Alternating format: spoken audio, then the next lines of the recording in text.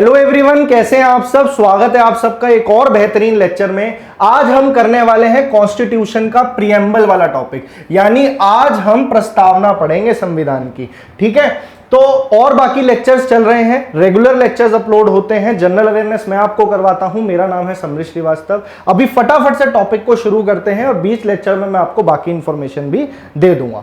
अब देखिए, जितने भी आपके वनडे एग्जाम्स होते हैं, चाहे वो एसएससी हो, सीएचएसएल हो, कोई भी पेपर हो, सीडीएस हो, सीपीएफ हो, प्रीएम्बल एक ऐसा टॉपिक है जिसमें घूम फिर के 3 से 4 सवाल आपके बार बार रिपीट होते हैं। ठीक है, मैं चाहूं तो वो फैक्चुअल क्वेश्चंस आपको सामने लिख के याद करवा सकता हूं, पर अगर आपको पूरी पॉलिटी को समझना है, संविधान को जानना है और उस टाइम के कॉन्स्टिट्यूशन मेकर्स के दिमाग को समझना है, तो ये टॉपिक बहुत इंपॉर्टेंट हो जाता है। आज लेक्चर बहुत बड़ा नहीं होगा, पर इतने कम टाइम में हम प्रीएम्बल को पूरा फिनिश कर देंगे ताकि आपके दिमाग में एक एक चीज क्लियर हो जाए। ठीक है, तो पहले आपको दिखा देता हूं कि कॉन्स्टिट्यूशन का प्रीएम्बल दिखता कैसा है। तो ये है इसका इंग्लिश वर्जन और ये है हिंदी। अब इस प्रीएम्बल को हम डिफरेंट पार्ट्स में बांटेंगे ताकि हम चीजों को समझ पाए कि प्रीएम्बल लिखा क्यों गया था, किसने लिखा था, कौन सी कंट्री से हमने अडॉप्ट किया है। ये सारे फैक्ट्स आज हम कवर करेंगे। तो पहले इसको देख लेते हैं। ये लिखा है प्रीएम्बल। प्रीएम्बल बोले तो जैसे संविधान एक बुक है, कोई भी आप बुक पढ़ते हैं, बुक के ऊपर उसका प्रीफेस होता है, यानी पहला पन्ना, उसके ऊपर लिखा होता है कि इस बुक के अंदर आपको क्या क्या चीजें मिलने वाली है। वैसे ही जो हमारे देश की सबसे इंपॉर्टेंट किताब है जिससे हमारे पूरा देश चलता है, वो है हमारा संविधान। और उस संविधान का ये एक वो इंपॉर्टेंट पार्ट है और ये इंटीग्रल पार्ट है कॉन्स्टिट्यूशन का, जो ये बताता है कि इस कॉन्स्टिट्यूशन में लोगों को क्या क्या चीजें मिलने वाली है या फिर इस कॉन्स्टिट्यूशन के क्या ऑब्जेक्टिव्स हैं। ठीक है, तो ये मोटिव है प्रीएम्बल बनाने का। तो एक बार इसको देख लेते हैं। इसको हम डिफरेंट पार्ट्स में बांटेंगे। पहले समझ लेते हैं इसका स्ट्रक्चर क्या है। तो पहली चीज जो कि इस प्रीएम्बल आपको बताता है संविधान के अंदर कि ये संविधान आपको दिया किसने है, अथॉरिटी क्या है। ठीक है, तो कहां से संविधान आया, किसने किसको दिया, सोर्स क्या है। तो सोर्स हमें मिलता है इसकी पहली लाइन में, यानी we the people of India. देखिए लिखा है ना, हम भारत के लोग, यानी कि हम लोगों ने ही अपने आप को, ये कॉन्स्टिट्यूशन एक डेमोक्रेटिक कंट्री है तो इसके अंदर हमारा संविधान कॉन्स्टिट्यूएंट असेंबली ने, संविधान सभा ने बनाया था आपके लिए। ठीक है, संविधान सभा से रिलेटेड एक लेक्चर ऑलरेडी आ चुका है, डिस्क्रिप्शन बॉक्स में जाना, वहां पे आपको एक प्लेलिस्ट मिलेगी, जनरल स्टडीज बाय समृद्ध सर। तो वहां पे आपको मेरे सारे लेक्चर्स मिल जाएंगे। अभी हाल ही में मैंने मॉडर्न हिस्ट्री के सारे प्रीवियस ईयर क्वेश्चंस आपको प्रैक्टिस कराए हैं, साथ ही मॉडर्न हिस्ट्री मैंने पूरा करवा दिया है। ये बात हो रही है पॉलिटी की। एक बच्चे ने कॉमेंट भी किया था कि पॉलिटी सर समझ में नहीं आती, तो आप आ जाइए, आपको बिल्कुल, जो अगर आप सीरियसली पढ़ने वाले हो तो इन लेक्चर्स का बहुत फायदा होगा और पॉलिटी में आज के बाद आपको प्रॉब्लम नहीं आएगी। तो we the people of India, यानी ये हो गया भाई सोर्स ऑफ द कॉन्स्टिट्यूशन, ये लिखा है। और उसके बाद बताया है नेचर क्या है इंडियन स्टेट का, इंडिया है क्या एक्चुअली में। तो इंडिया है sovereign, socialist, secular, democratic Republic. तो इतनी बड़ी डेफिनेशन है इंडिया की, यानी संपूर्ण प्रभुत्व संपन्न, समाजवादी, पंथ निरपेक्ष, लोकतंत्रात्मक और गणराज्य। अब ये सारे वर्ड्स का मीनिंग क्या है, इसे हम आगे लेक्चर में जानेंगे और इन मीनिंग से भी आपके पेपर में, चाहे वो एसएससी का एग्जाम हो, कोई भी एग्जाम हो, क्वेश्चन बन जाता है। तो यानी हमें मिल गया nature of India, nature of the Indian state क्या है, sovereign, socialist, secular, democratic, Republic. जब ये प्रीएम्बल शुरू में बना था तो इसमें सोशलिस्ट और सेक्युलर नाम के वर्ड्स नहीं थे, इन्हें बाद में ऐड किया गया। कब ऐड किया गया अभी जानेंगे। तो हमें पता लगता है नेचर ऑफ इंडियन स्टेट। तो ये इसका काम हो गया प्रीएम्बल का। पहले बता दिया सोर्स, फिर बता दिया नेचर, और उसके बाद बताया कि इस कॉन्स्टिट्यूशन के क्या क्या ऑब्जेक्टिव्स हैं। ये टॉपिक ना कई बच्चों को बहुत ऐसा लगता है कि यार इसे फटाफट पढ़ देते हैं, इससे तो क्वेश्चन इतने आते नहीं है, पर आपको आगे संविधान को समझने में समस्या हो सकती है। अगर आपको प्रॉपरली कॉन्स्टिट्यूशन की आइडियोलॉजी को समझना है तो ये बहुत इंपॉर्टेंट पेपर है और ये हर बार जो है कहीं ना कहीं कोर्ट में आपको इसके बारे में सुनने को मिल जाता है। पहले Berubari union case, Keshavananda Bharati case, LIC case, तो वहां पे आपको देखने को मिलता है। तो ये क्या बताता है, ये ऑब्जेक्टिव्स बताता है। क्या है ऑब्जेक्टिव्स? ऑब्जेक्टिव्स हैं ये, justice, social, economic and political, यानी कि न्याय देगा, लिबर्टी, इक्वालिटी, फ्रेटर्निटी। ये हो गए जो संविधान आपके ऑब्जेक्टिव्स को कवर करेगा, यानी कि किसी ना किसी पार्ट में संविधान के ये सारे चीजें कवर होंगी, जिस वजह से भारत इतनी बड़ी डेमोक्रेसी बन पाया। तो लिखा हुआ है यहाँ पे सामाजिक, आर्थिक और राजनीतिक न्याय आपको देगा। ये ऑब्जेक्टिव है जो अचीव करना है इस कॉन्स्टिट्यूशन ने। विचार, अभिव्यक्ति, विश्वास, धर्म और उपासना की स्वतंत्रता यानी लिबर्टी, प्रतिष्ठा और अवसर की समता, इक्वालिटी प्राप्त करने के लिए तो ये सारी चीजें चलेंगी। फ्रेटर्निटी यानी भाईचारा। अभी इन वर्ड्स को हम अच्छे से समझते चलेंगे। तो तीन चीजें मैंने आपको बता दी। सोर्स आपको मिल गया, आपको नेचर मिल गया इंडियन स्टेट का, साथ ही आपको पता लग गया कि ऑब्जेक्टिव्स क्या क्या अचीव करने हैं, और आखिरी में लिखा हुआ है किस दिन यह संविधान बनके तैयार हुआ था। तो क्या थी वो डेट? वो 26 जनवरी थी? नहीं, 26 नवंबर 1949। ये तारीख यहां पे लिखी हुई है, 26 नवंबर, 26th डे ऑफ नवंबर 1949 हम अपने आप को ये संविधान देते हैं। और इस दिन के बाद 26 जनवरी 1950 से संविधान को लागू कर दिया गया, जिस दिन से आप रिपब्लिक डे बनाते हैं। तो ये तो ओवरऑल स्ट्रक्चर आपको पता लग गया कि हमें प्रियम्बल में क्या क्या चीजें समझनी है, ठीक है ना। अब पढ़ते हैं इसकी थ्योरी को, समझते हैं कि कहां से एग्जामिनर आपसे क्वेश्चन पुट अप कर सकता है। अब आपका एक बेसिक माइंडसेट बन गया है कि प्रियम्बल एक्चुअली में होता क्या है। तो प्रियम्बल वही बात लिखी है, किस किस चीजों का आइडिया देता है। सोर्स मैंने आपको बता दिया, we the people of India. Nature क्या है? Sovereign, socialist, secular, democratic republic. Statement of its objectives क्या है? Justice, liberty, equality, fraternity. उसके अलावा डेट ऑफ एडॉप्शन क्या है? 26 नवंबर। ये चीजें याद हो गई आपको, बहुत मुश्किल नहीं था इसमें कुछ भी ऐसा समझने वाला। अब चलते हैं आगे की लाइन पे।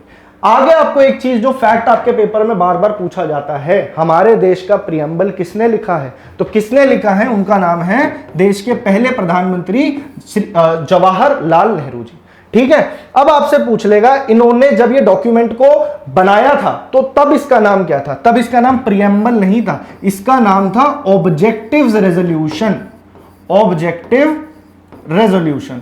पेशेंस के साथ आपने पढ़ना है, यहां पे कोई जल्दबाजी नहीं है। ये हमारा अभिनंदन बैच चल रहा है, जिसके तहत हम आपको एसएससी सीजीएल की प्लस और भी जितने आपके एग्जाम्स होते हैं सबके लिए प्रिपेयर करवाते हैं। जनरल अवेयरनेस में polity, history, geography, static GK, economics, current affairs, सब कुछ यहां पे मैं आपको करवाता हूं। इसके अलावा साइंस के लिए अलग टीचर हैं, आपको रीजनिंग पढ़ाया जाता है, आपको इंग्लिश पढ़ाया जाता है। रोज शाम को 6 बजे क्लासेस आती हैं। जो बच्चे नए जुड़ रहे हैं उनके लिए मैं आपको बता रहा हूं, बहुत बेनिफिशियल होने वाले हैं लेक्चर्स, फ्री ऑफ कॉस्ट है आपके लिए बिल्कुल। तो अब मैंने आपको बता दिया जवाहरलाल नेहरू जी ने ऑब्जेक्टिव रेजोल्यूशन डिजाइन करा। इन्होंने संविधान सभा में इसको कब पेश करा, और ये चीज मैं आपको बता चुका हूं, making of the constitution of India. वो लेक्चर भी आपको मेरी प्लेलिस्ट में मिल जाएगा, तो वहां से आप पॉलिटी पढ़ना शुरू कर सकते हैं, जहां पे मैंने पहले आपको एक्ट्स भी पढ़ाई हैं। तो ऑब्जेक्टिव रेजोल्यूशन किस तारीख को इन्होंने संविधान सभा में रखा? तो वो डेट थी 13 दिसंबर 1946।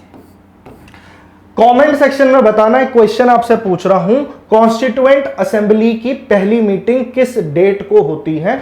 वो डेट मुझे कमेंट सेक्शन में चाहिए आप लोगों से, अगर आप लेक्चर देख रहे हैं तो 13 दिसंबर को ऑब्जेक्टिव रेजोल्यूशन जवाहरलाल नेहरू जो है असेंबली में डालते हैं, और इसको यूनानिमसली यानी सबके द्वारा पारित कब किया जाता है, किसे मान लिया जाता है, अडॉप्ट किया जाता है, वो डेट भी इंपॉर्टेंट है। ये क्वेश्चन एक बन जाएगा, तो ये हो जाएगा आपका जनवरी 22, 1947। बट यही एक बात लिखी है इसके अंदर, प्रियम्बल के पीछे जो आइडियल्स थे वो जवाहरलाल नेहरू ने लिखे थे ऑब्जेक्टिव रेजोल्यूशन के नाम से, ये नाम पूछा जा सकता है। और किस डेट को? जनवरी 22, 1947 को इसको अडॉप्ट कर लिया गया था। जवाहरलाल नेहरू ने कब रखा? 13 दिसंबर 1946। ठीक है जी, आगे पढ़ते हैं कहानी।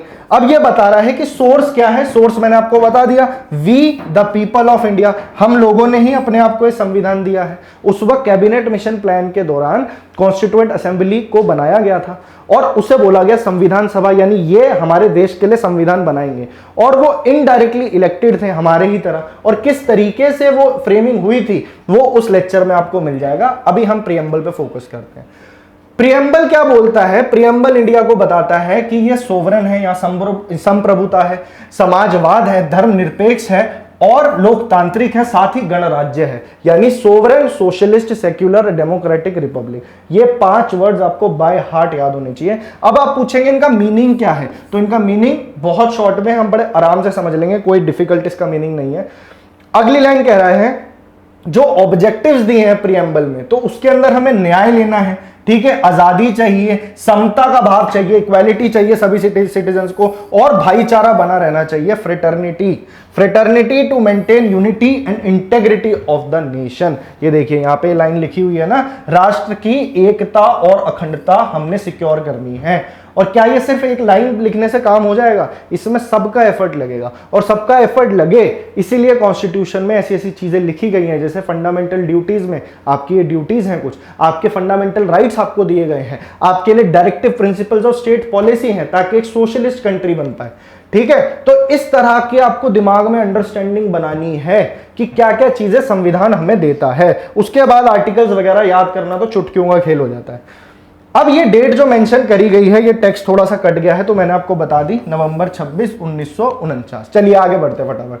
अब बात करते हैं इनके कीवर्ड्स की, इनका क्या मतलब है, सोवरेन का मतलब क्या है, यानी कि जो यहां पे वर्ड लिखा है संपूर्ण प्रभुत्व संपन्न, ठीक है, इसका मतलब क्या है, संप्रभुता का मतलब क्या है।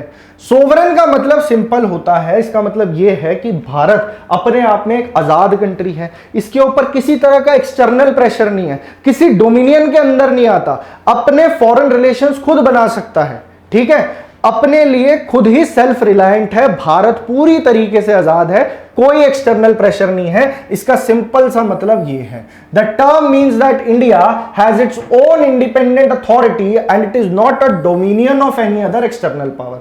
किसी एक्सटर्नल पावर का तो नहीं है ना हमारे ऊपर हाथ। आपको ब्रिटेन बताता है कि आपको अपनी एक्सटर्नल पॉलिसी कैसे फ्रेम करनी है? नहीं ना, आपकी इकोनॉमी आपके हिसाब से, आपके जितने भी आपके रिलेशंस और कंट्रीज के साथ में वो आपके पास है। तो सोवरेन है हमारा इंडिया, नेचर है इंडिया का सोवरेन, मतलब समझ में आ गया, कुछ ऐसा नहीं है समझना है। सोशलिस्ट का मतलब होता है समाजवाद। सोशलिस्ट हमारे यहाँ पे लोकतांत्रिक समाजवाद है। सोशलिस्ट को और थोड़ा एक्सट्रीम लेवल पे ले जाओगे तो कम्युनिज्म की तरफ वो चला जाएगा, लेफ्ट लीनिंग, राइट लीनिंग, ये सारी चीजें ऐसी हैं कि इसमें घुसोगे तो घुसते चले जाओगे। सिंपल सी बात ये समझ लीजिए, हमारे देश में इक्वालिटी, इकोनॉमिक इक्वालिटी के लिए सोशलिस्ट वर्ड डाला गया है, यानी कि जो सरकार है, आप हमारे देश में सरकारी स्कूल देखते हैं, सरकारी कॉलेज देखते हैं, सरकारी अस्पताल होते हैं, रेलवे सरकारी है ना, तो इससे क्या होता है, लोगों की जेब पे ज्यादा बर्डन नहीं पड़ता, ये स्टेट ओन्ड चीजें हैं। तो इससे क्या होता है, गरीब और गरीब नहीं होता, अमीर और अमीर नहीं होता जाता, ठीक है। पर क्या यहां सिर्फ स्टेट ओन्ड चीजें ही हैं? क्या यहां पे पब्लिक सेक्टर या यहां पब्लिक सेक्टर ही है, सिर्फ प्राइवेट सेक्टर नहीं है? बिल्कुल है प्राइवेट सेक्टर, रिलायंस है और बड़ी बड़ी कंपनीज हैं जो प्राइवेट सेक्टर है। तो इसलिए इसे कहते हैं यहां पे डेमोक्रेटिक सोशलिज्म है, यानी कि यहां पे पब्लिक और प्राइवेट एंटरप्राइजेस दोनों एक साथ काम करती हैं।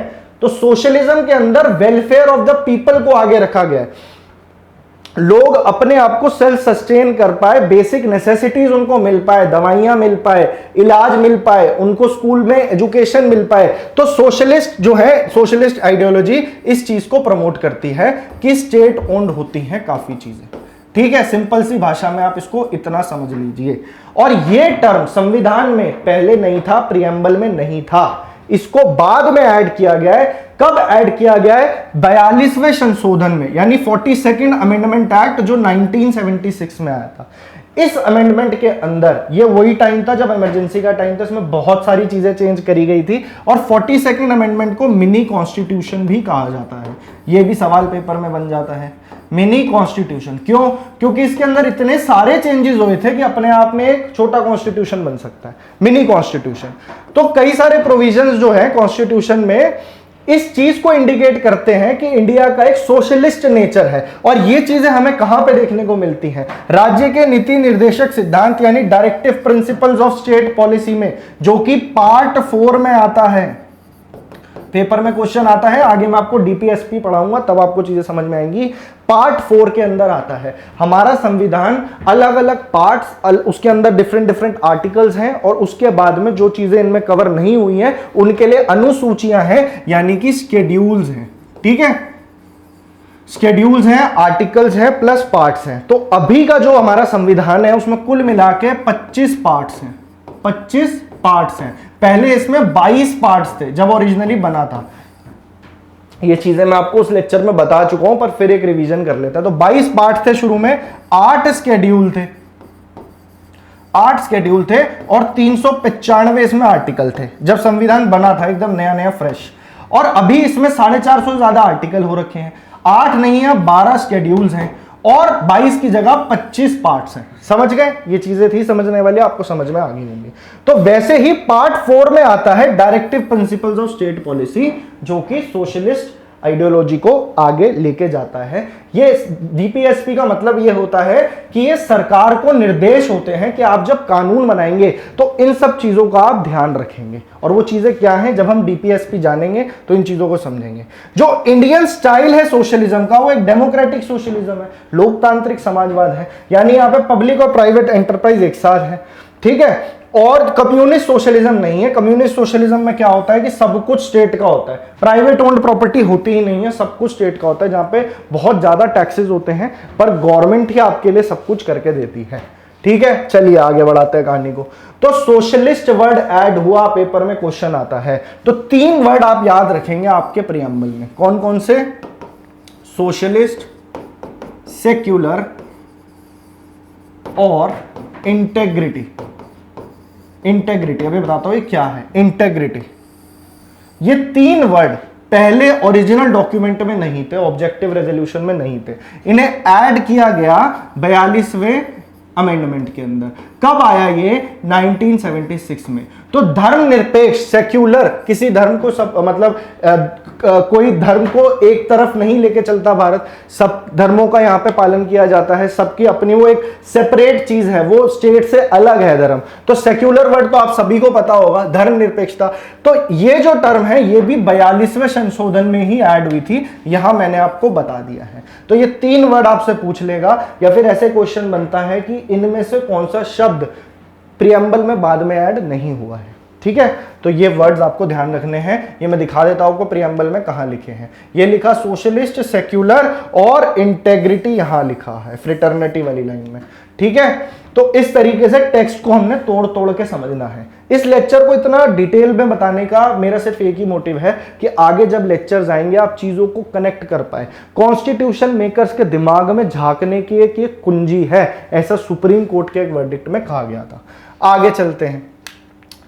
डेमोक्रेटिक, डेमोक्रेटिक तो सिंपल सी बात है, लोकतंत्र है। यहाँ पे आप अपने लीडर्स को खुद इलेक्ट करते हैं, है ना, कोई दबाव नहीं है आपके ऊपर, ऑटोक्रेसी नहीं है, ठीक है। तो डेमोक्रेटिक है कंट्री। ये टर्म इंप्लाई क्या करती है कि जो कॉन्स्टिट्यूशन ऑफ इंडिया है, एक constitution which gets its authority from the will of the people expressed in an election. Election में हमें पता लगता है आगे कौन सी सरकार चलेगी, और ये सारी पावर लोकतंत्र में किसके पास होती है? आप लोगों के पास होती है। इसलिए आप अपना वोट सोच समझ के एक्सरसाइज किया कीजिए, तभी पता लगेगा। इस डेमोक्रेसी की पावर तभी बनी रहेगी, ठीक है ना। तो डेमोक्रेटिक है हमारी कंट्री, सिंपल सी बात है, इसे समझाने की ज्यादा जरूरी नहीं है। गणराज्य, रिपब्लिक, रिपब्लिक का मतलब क्या होता है? क्या इंग्लैंड एक रिपब्लिक है? इंग्लैंड डेमोक्रेटिक है but it is not Republic. Republic का मतलब होता है जो देश का सबसे सर्वोच्च पोजीशन मानी जाती है, राष्ट्रपति, या वहां पे जो क्वीन चलती है, ठीक है, वहां पे किंग का राज है। तो हेड जो होता है ये पहली बात इलेक्टेड होता है। बेशक इसके पास कोई पावर नहीं है हमारे देश में, राष्ट्रपति के पास बहुत ज्यादा पावर्स नहीं होती, असली पावर प्राइम मिनिस्टर के पास ही होती है। And same case is with England, but उसे हम रिपब्लिक नहीं कहेंगे, इंडिया को हम रिपब्लिक कहते हैं, क्योंकि यहाँ पे जो प्रेसिडेंट भी होते हैं ना, उनके लिए भी इलेक्शन होता है। हालांकि आप उसमें डायरेक्टली वोट नहीं डालते हैं, जो आपके चुने हुए रिप्रेजेंटेटिव बैठे हुए हैं, चाहे वो स्टेट असेंबली में बैठे हो, चाहे वो पार्लियामेंट में बैठे हो, तो वो मिलके वोट डालते हैं, तब जाके आपके देश का हेड इलेक्ट होता है। इसी को कहा जाता है गणराज्य, रिपब्लिक। लिखा हुआ है the term indicates that the head of the state is elected by the people. In India the president of India is the elected head of the state. Elected होता है ना प्रेसिडेंट, तो बस हो गया रिपब्लिक। तो ये वो इंपॉर्टेंट टर्म्स थे जो आपको समझना है। इसके अलावा जो ऑब्जेक्टिव्स हमें देखने को मिलते हैं, ठीक है, ऑब्जेक्टिव्स हमें यहां पे देखने को मिलते हैं। जस्टिस, न्याय हमें देखने को मिलता है, ये आपको अलग अलग फंडामेंटल राइट्स में देखने को मिल जाएगा। राइट टू इक्वालिटी में आपको मिल जाएगा, इक्वालिटी बिफोर लॉ में आपको मिल जाएगा आर्टिकल 14 से 18 के बीच में, लिबर्टी, ठीक है, राइट टू फ्रीडम फिर से फंडामेंटल राइट्स में आपको आगे चीजें देखने को मिलेंगी। तो ये ऑब्जेक्टिव्स जो हैं अटेन करने के लिए हमारे कॉन्स्टिट्यूशन मेकर्स ने वो चीजें डाली हैं संविधान में। इक्वालिटी के लिए आपको बहुत सारी चीजें मिल जाएंगी संविधान में। फ्रेटर्निटी, भाईचारा बनाने के लिए, डिग्निटी इंडिविजुअल की, ये सबके लिए फंडामेंटल ड्यूटीज हैं, है ना। तो ये सारी चीजें अटेन करी गई है। तो ये तो बात हो गई इस टेक्स्ट की कि इसमें क्या क्या चीजें लिखी हैं। याद करने वाली चीजें इसमें क्या थी, जहां से पेपर में क्वेश्चन बनेगा, ऑब्जेक्टिव रेजोल्यूशन जवाहरलाल नेहरू 13 दिसंबर, ठीक है, 22 जनवरी, ये डेट्स पूछी जाती हैं। इसके अलावा कब कब कौन कौन सी अमेंडमेंट हुई, सिर्फ एक ही बार अमेंड हुआ है कॉन्स्टिट्यूशन। अब बढ़ाते हैं कहानी को आगे। एक्चुअल में प्रियम्बल का स्टेटस क्या है, क्योंकि पहले इस पे बहुत बहस छिड़ी थी। बेरूबारी यूनियन केस जब हुआ था 1960 में, उस केस की इन डेप्थ में नहीं जाएंगे, नहीं तो अपने आप में एक लेक्चर हो जाएगा, ठीक है। कुछ एरिया, डिस्प्यूटेड एरिया था बेरूबारी का, जो इंडिया और पाकिस्तान के बीच में डिस्प्यूटेड था, ठीक है। तो उस टाइम पे ये चीज आई थी, प्रियम्बल पे क्वेश्चन मार्क लगा था, क्या ये संविधान का पार्ट है या नहीं है। उस वक्त सुप्रीम कोर्ट ने यह कहा था कि जी नहीं, ये संविधान का इंटीग्रल पार्ट नहीं है, यानी कि आप इसे फिर अमेंड भी नहीं कर सकते। तो बेरूबारी यूनियन केस आपसे पूछ सकता है, कौन से केस में ऐसा कहा गया था कि संविधान का इंटीग्रल पार्ट नहीं है प्रियम्बल, तो आपका आंसर हो जाएगा बेरूबारी यूनियन केस। ऐसे क्वेश्चन आपके प्रीवियस ईयर क्वेश्चन में आए हैं, और प्रीवियस ईयर क्वेश्चन सारे मैं आपको प्रैक्टिस कराऊंगा, लेटेस्ट 2022 के, 2023 के मेंस के, ताकि आपको पूरा आइडिया लग पाए। उसके लिए साथ साथ हम पॉलिटी पढ़ते रहेंगे और बीच बीच में क्वेश्चंस प्रैक्टिस करेंगे। हिस्ट्री के प्रीवियस ईयर क्वेश्चन का पूरा एनालिसिस मॉडर्न हिस्ट्री का मैं करवा चुका हूं, 2 से 4 लेक्चर्स हैं, वो लास्ट ही मेरे लेक्चर्स हैं, आप देख सकते हो, प्लेलिस्ट जाके देखिए। और रोज शाम को 6 बजे मेरी क्लास आती है, आधे घंटे से 40 मिनट के बीच की एक क्लास होती है, एक दिन में कवर कर सकते हो जितना मैंने अभी तक पढ़ा दिया, ठीक है। तो उस प्लेलिस्ट को जाके जरूर देखना, डिस्क्रिप्शन में मिल जाएगी। The court stated that preamble is the key to open the mind of the makers, यानी कि ये कुंजी है जिससे आप जो संविधान बनाने वाले हैं उनके दिमाग में झांक सकते हो, लेकिन इसे संविधान का पार्ट नहीं माना जा सकता। Therefore, it is not enforceable in court of law, यानी कि आप इसे इन्फोर्स नहीं कर सकते। आपके फंडामेंटल राइट्स का अगर हनन होता है, आप डायरेक्टली भाग के कोर्ट के पास जा सकते हो, देखो मेरे फंडामेंटल राइट का हनन हुआ है, स्टेट ने मेरे फंडामेंटल राइट छीन लिए हैं, कोर्ट बदले में आपको रेमेडीज देता है। प्रियम्बल के अंदर ऐसा नहीं होगा, ऐसा बोला गया बेरूबारी यूनियन केस में। तो फिर ये इंटीग्रल पार्ट कॉन्स्टिट्यूशन का कब बना, तो ये बना केशवानंद भारती केस 1973। इस केस का नाम आपके अंदर तक चला जाना चाहिए, सबसे बड़ा जजेस का बेंच बैठा था इसमें 1973, वेरी वेरी वेरी इंपॉर्टेंट, ठीक है। केशवानंद भारती केस 13 जजेस का बेंच था, और इसमें यह जजमेंट आया था कि प्रियम्बल अब संविधान का एकदम इंटीग्रल पार्ट है, ठीक है। ये एक इंपॉर्टेंट रोल प्ले करता है, जिससे हम संविधान के तरह तरह के प्रोविजंस को समझ सकते हैं, ठीक है, ताकि ऑब्जेक्टिव्स उससे क्लियर हो जाते हैं और हम जान सकते हैं संविधान में एक्चुअली में कहा क्या गया है। इससे कंक्लूड किया जा सकता है कि preamble is part of the introductory part of the constitution, introductory part है और बिल्कुल इंटीग्रल पार्ट है संविधान का। तो ये 2 केसेस के नाम आपको याद रखने हैं। इस लेक्चर को आपने अगर ढंग से देख लिया, प्रियम्बल में जिस तरीके के क्वेश्चन आपके वनडे एग्जाम्स में उठते हैं, एक में भी गलती नहीं होने वाली है, इसलिए इसे इतना डीपली पढ़ना जरूरी था। मैंने अभी भी बहुत ऊपर से चीजें टच करी है, क्योंकि एग्जाम आपका सर पे है और हमने हर पेपर में आपको ये लेक्चर्स काम आने वाले हैं, आराम से बैठ के देखिए।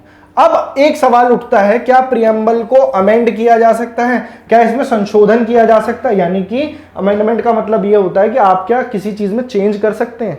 चेंज करने के लिए अमेंडमेंट एक्ट पास करी जाती है, ठीक है ना।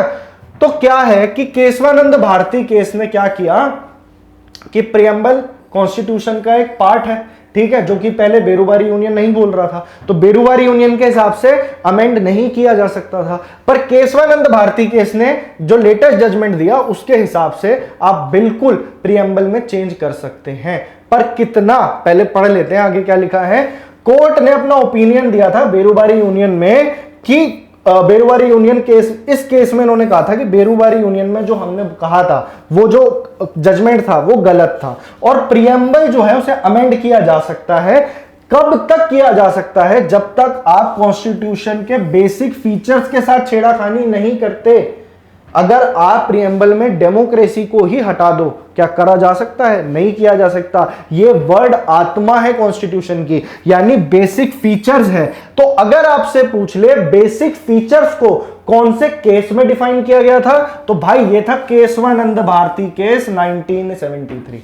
इस केस में बताया गया था कि बेसिक फीचर्स क्या होते हैं। कॉन्स्टिट्यूशन के बेसिक स्ट्रक्चर को चेंज अगर नहीं कर रहे हो तब तक मजे से अमेंड करो। तो इसलिए प्रेम्बल में से कुछ सारी चीजें इतनी इंपॉर्टेंट थी कि कुछ निकाला नहीं गया, ऑलरेडी उसमें ऐड ही किया गया है। सोशलिस्ट ऐड किया, सेक्युलर ऐड किया, इंटेग्रिटी ऐड किया। पेपर में क्वेश्चन आया था सीजीएल में कितनी बार प्रीएम्बल को अमेंड किया है, तो टोटल एक बार, वन टाइम ही अमेंड हुआ है। आगे, in other words the court held that the basic elements, जो बेसिक चीजें हैं और the fundamental features of the constitution as contained in the preamble, उन्हें ऑल्टर नहीं किया जा सकता अमेंडमेंट के थ्रू। और अमेंडमेंट कौन से आर्टिकल के थ्रू होती है?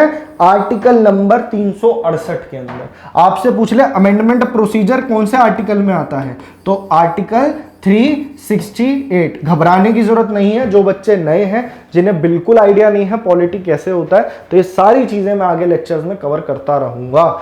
जब तक आप इस लेक्चर को, इस सीरीज को आप खत्म करोगे, जनरल अवेयरनेस में एक स्ट्रॉन्ग होल्ड आप बना जाओगे किसी भी एग्जाम के लिए। बस इतना ही था प्रीएम्बल में, और वही लाइन लिखी है कि प्रीएम्बल को अमेंड अभी एक बार ही किया गया है। ये ईयर बिल्कुल याद रखना, 42वां संशोधन 1976, और 3 नए वर्ड इसमें ऐड किए गए, सोशलिस्ट, सेक्युलर और इंटेग्रिटी। ठीक है, to the preamble this amendment was held to be valid. ठीक है जी, तो इतना छोटा सा टॉपिक था, पर पॉलिटी का जब हम शुरुआत करते हैं तो प्रीएम्बल एक इंपॉर्टेंट टॉपिक बनता है। रुक जाइए, अभी वीडियो को स्किप मत करना। ये हमारा चल रहा है अभिनंदन बैच, जिन बच्चों को फायदा उठाना है इसका। एसएससी सीजीएल 2023 का हमारा टारगेट है, पेपर आपका जुलाई में शेड्यूल्ड है। अभिनंदन बैच करवा रहे हैं हम, जिसमें आपकी तैयारी हम 79 डेज में कंप्लीट कराएंगे। पर आप और भी किसी पेपर की तैयारी कर रहे हो जिसमें ये सब्जेक्ट्स आते हैं, साइंस जहां से पढ़नी है, साइंस के लिए आपके टीचर 7 बजे लेते हैं। अभिषेक सर है, आपको मैं टीम से मिलवा देता हूं। ये है रोहित सर जो रीजनिंग करवाते हैं, कपिल सर जो इंग्लिश करवाते हैं, साइंस के हैं अभिषेक सर, और मैं समृद्ध श्रीवास्तव आपको करवाता हूं जनरल स्टडीज। मेरे लेक्चर्स डिस्क्रिप्शन बॉक्स में जाइए, सबकी प्लेलिस्ट आपको मिल जाएगी। जनरल स्टडीज की देखनी है, प्लेलिस्ट में आपको लिंक मिला होगा, लिंक को क्लिक कीजिए, सारे लेक्चर्स आपके सामने निकल के आ जाएंगे। बेहतरीन प्रीवियस ईयर क्वेश्चन मैंने डिस्कस कर रहे हैं अपनी आखिरी 2 से 4 क्लासेस में, एक बार उसे जाके देखो। हर क्वेश्चन को बहुत अच्छे से निचोड़ा गया है, यहाँ पे प्रॉपर एनालिसिस आपको मिलेगा। इसी तरीके से पढ़ते रहिए, चैनल को सपोर्ट कीजिए, वीडियो को लाइक जरूर कीजिए और उसको शेयर कर देना ज्यादा से ज्यादा अगर लेक्चर अच्छा लगा। कल मैं आपके लिए लेके आऊंगा क्या, sources of the Indian constitution, संविधान में जो अलग अलग प्रोविजंस लिए गए हैं। आपसे पेपर में सवाल बनेगा, इमरजेंसी प्रोविजन कहां से लिए हैं, प्रीएम्बल हमने कहां से लिया है, ये जो प्रीएम्बल हमने आज पढ़ा है ये हमने कौन सी कंट्री से अडॉप्ट किया है, हमने फंडामेंटल राइट्स का कंसेप्ट कहां से लिया है, हमने पार्लियामेंट्री सिस्टम कहां से लिया है, रूल ऑफ लॉ कहां से लिया है, इमरजेंसी के टाइम पे आपके फंडामेंटल राइट खत्म हो जाएंगे, ये वाला फीचर कहां से लिया है। तो इतनी सारी बेहतरीन चीजें कल के लेक्चर में होने वाली हैं, तो जरूर 6 बजे, फिर बोल रहा हूं 6 PM, हालांकि रिकॉर्डेड लेक्चर है, आप बाद में भी देख सकते हो, पर एक टाइम बना लो रोज का शेड्यूल कि आपने ये लेक्चर जरूर देखने हैं, तभी आप पेपर में बहुत अच्छा कर पाओगे। ऐसा नहीं है, आप अपनी भी तैयारी कर रहे हो, नो डाउट बहुत अच्छा पढ़ रहे हैं आप लोग, and all the best for your exams. कल मिलता हूं मैं आपसे, तब तक के लिए थैंक यू।